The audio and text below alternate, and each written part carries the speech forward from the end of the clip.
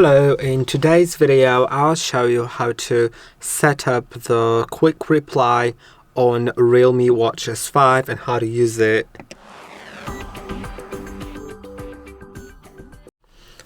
Okay, so first I'll demonstrate how it works. I'll lock the phone so I make sure that I receive the notification on the watch.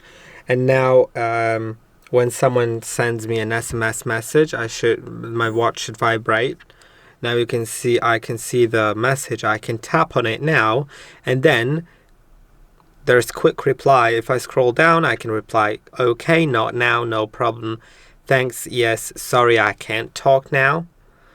And what you can do is you can quickly respond to, you can set up the quick response stuff by going to the Realme Link app, then going to home, clicking on your Realme watch, then more functions, quick reply, and you can enable it, then add default replies.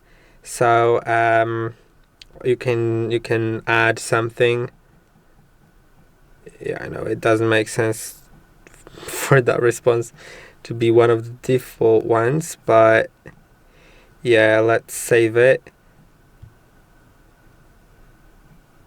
Now I could add more even. Make sure it's enabled here, and also that you have SMS permission. I'll get to that in a moment. Now, quick reply for incoming calls. You can also enable it, so if you receive a call, you can quickly reply to that. So I'll do that. You can see these are the options here, and that will be, well, I'll receive a call now, and I'll show you what it looks like. So I have a call now, and I can just select quick reply, and let's do in a meeting, talk to you later. It couldn't be sent, but yeah, let's make sure that we have let's make sure that we have the